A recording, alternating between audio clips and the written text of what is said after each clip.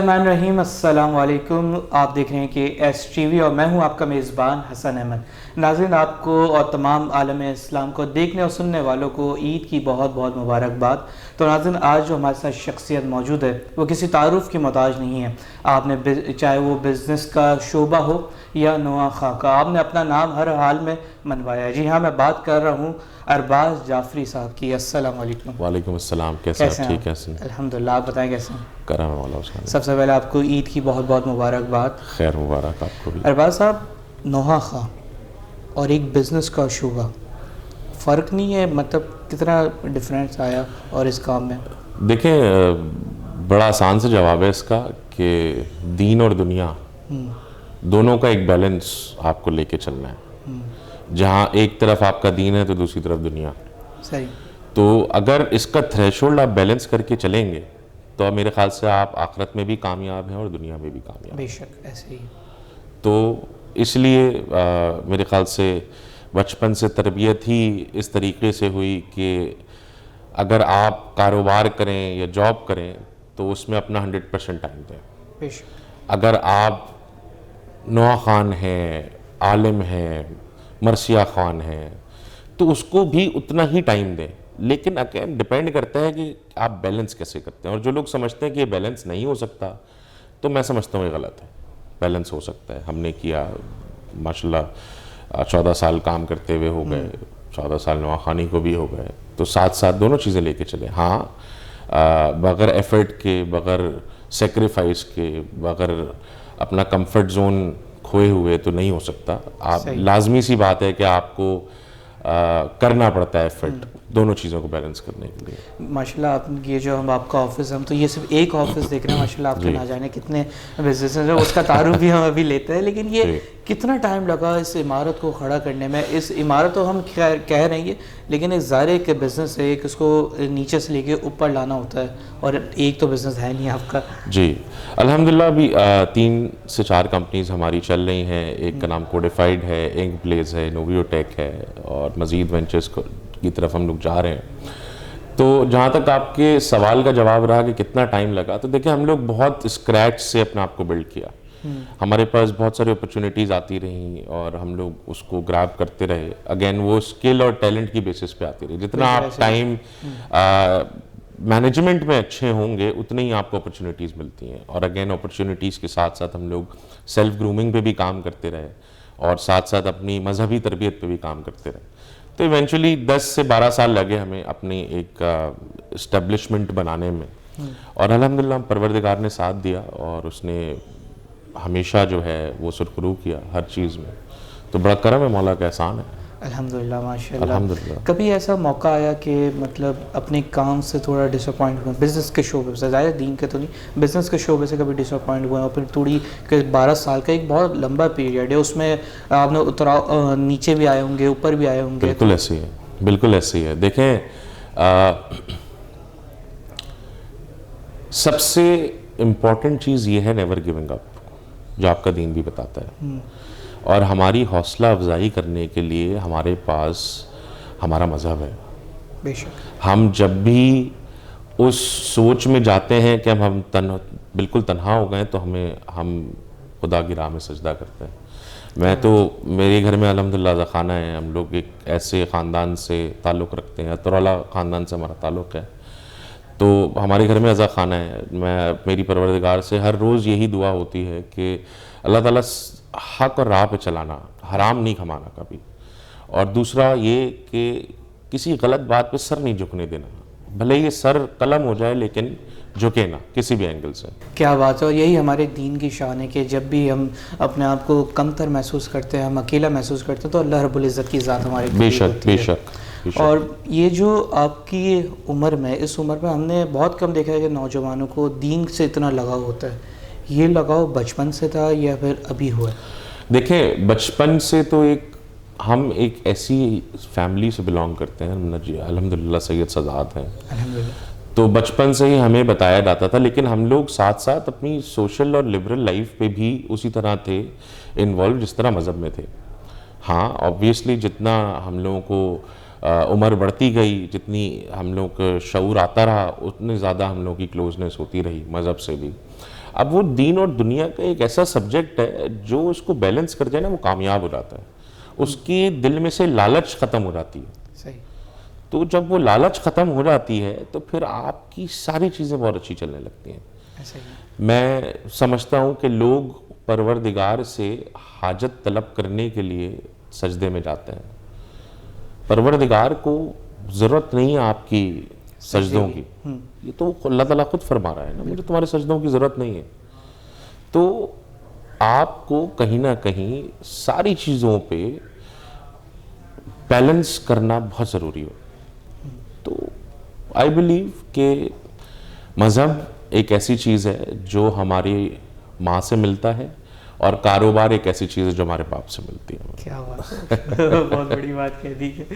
تو عید کا دن چل رہا ہے, تو کیسی گزر رہی ہے آپ کی عید؟ آفس میں گزر رہی ہے ویسے تو, لیکن ہاں آبویسلی عید کے دن ہمارے پاس آپریشنز بند ہوتے ہیں, اور سیکنڈ ڈے سے پھر ہم لوگ واپس اپنے روٹین میں آ جاتے ہیں.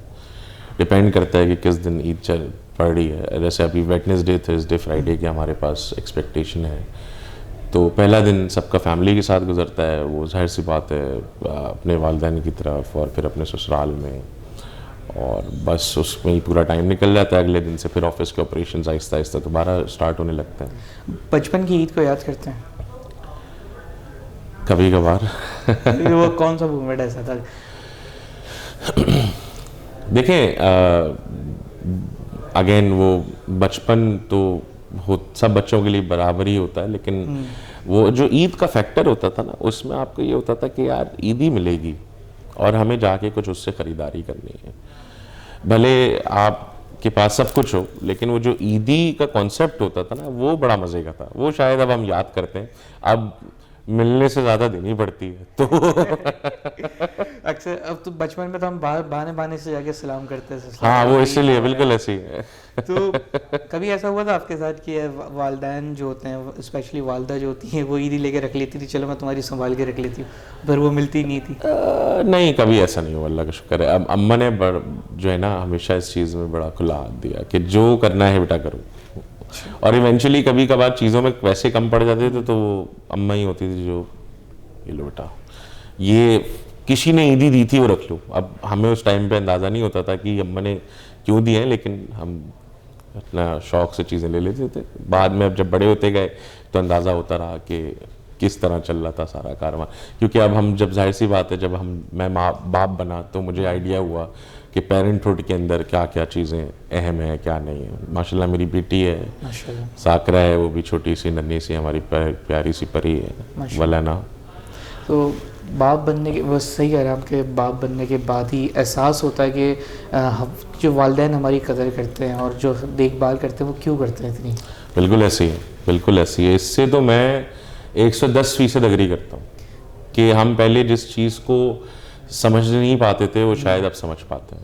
ایسے ہی. اور ہمیں چاہیے اپنے ماں باپ کی قدر کریں اس بات میں. بالکل, یہ میرا ایک پبلک میسج بھی ہے ساتھ ساتھ اس چیز, اور قدر کرنی چاہیے بھی. بالکل ایسے ہی ہے, بالکل ایسے ہی ہے.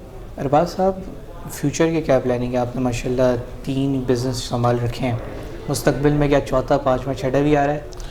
مولا نے چاہا تو 8واں, 9واں, 10واں بھی آئے گا. دیکھیں یہ ہماری آرگنائزیشن ایک پلیٹ فارم ہے ان لوگوں کے لیے جو ٹیلنٹڈ ہیں. تو اس پلیٹ فارم کو جتنا آگے ہم لوگ بڑھائیں گے اتنے زیادہ امپلائمنٹس ہمارے پاس اویلیبل ہوں گی اور ہم اس کو مزید ایکسپینڈ کریں گے. پروردگار کا ساتھ رہا اور لوگوں کا ساتھ رہا تو ہم اس کو جتنا زیادہ ایکسپینڈ کر سکیں گے کریں گے.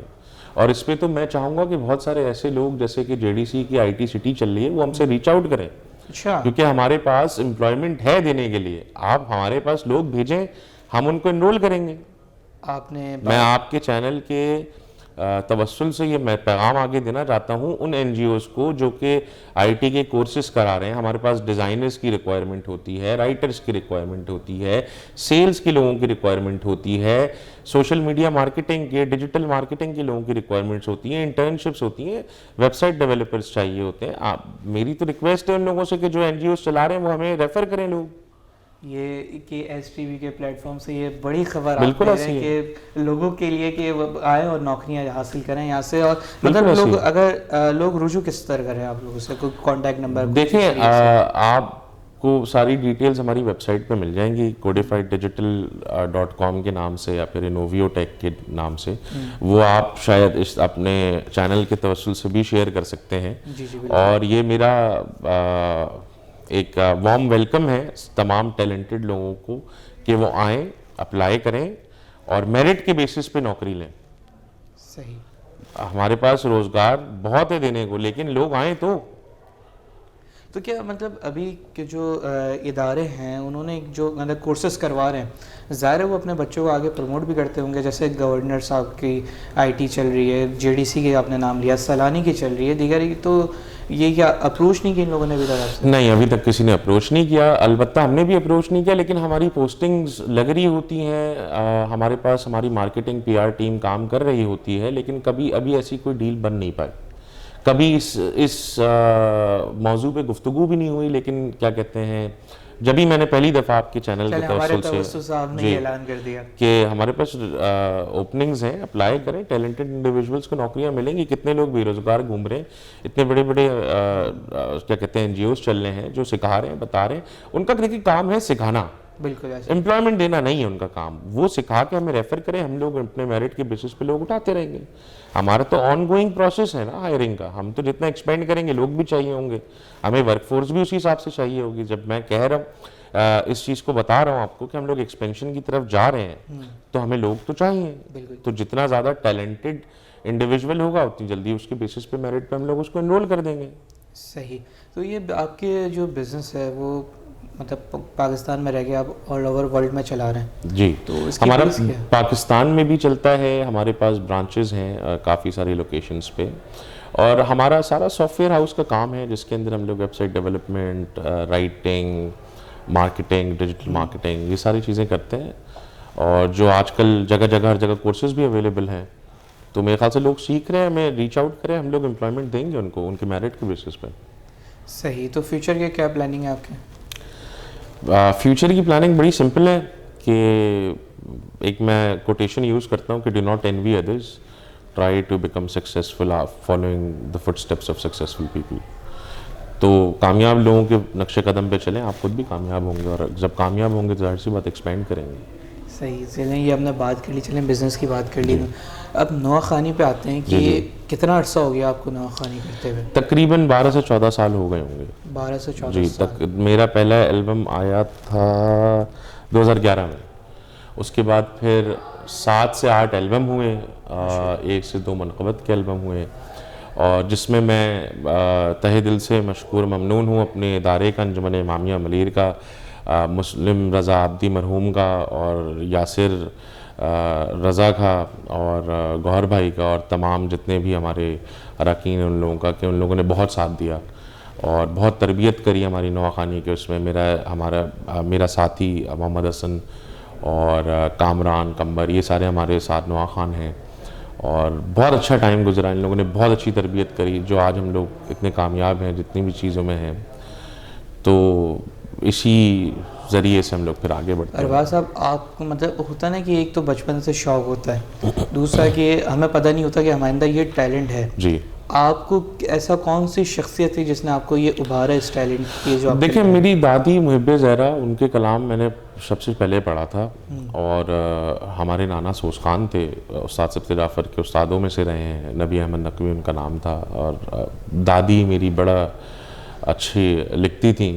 تو بچپن سے ہم اپنی دادی اور نانا کو دیکھ رہے. خیر ہم جب جوان ہوئے تو ہماری دادی اور نانا بہت ضعیف ہو چکے تھے, تو انسپریشن تو وہیں سے آئی کہ ہم لوگ وہاں سے پڑھتے ہوئے پھر گھر میں خواتین کے مجلس میں آپ کھڑے ہو گئے پڑھنے, تو آہستہ آہستہ آہستہ آہستہ سمجھ میں آیا کہ ہاں یار, آپ کے پاس یہ ایبلٹی ہے کہ آپ یہ چیز بھی کر سکتے ہیں, اچھے سے نبھا سکتے ہیں, کر سکتے ہیں. پھر اس میں جن لوگوں کے ساتھ آپ ہوتے ہیں نا, ان کا بڑا میٹر کرتا ہے ایکسپیرینس. تو بڑی اچھی تربیت انجمن امامیہ نے میری ایز اے نوحہ خان کری, اور آج بھی الحمدللہ ہم لوگ ساتھ ہیں. اور بس میں یہ ہے کہ ریکارڈنگ 1-2 سال کا وقفہ آ گیا ہے البمز میں, لیکن لائیو ہمارا الحمدللہ چلتا ہے ہر جگہ. یہ تو بڑا اہم سوال ہے جو بہت سارے لوگ پوچھتے ہیں. انشاءاللہ ٹائم کی وجہ سے تھوڑا سا جو ہے, میں نے کہا تھوڑا گیپ کر لیتے ہیں, باقی نوجوان لوگوں کو بھی موقع دے دیتے ہیں. کیونکہ آج کل میں دیکھ رہا تھا بہت سارے اچھے اچھے پڑھنے والے لیکن آ رہے ہیں. ابھی بھی جو ماحول ہے اس میں آپ کی کمی بڑی محسوس ہوتی ہے. ہماری نا ادارے کا, ہمارے انجمن کا ایک روایتی انداز ہے امامیہ کا, جو کہ آپ پرانے اداروں میں پاتے ہیں, جیسے آپ کی سچے بھائی کی انجمن ہو گئی, ناظم بھائی کی انجمن ہو گئی, اور رضی بھائی کی انجمن ہو گئی, کیا کہتے ہیں, اور بھی پرانے اداروں کے انجمن کے جو انداز ہیں.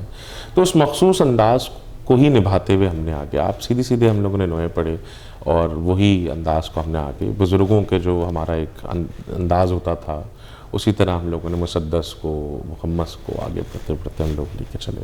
صحیح.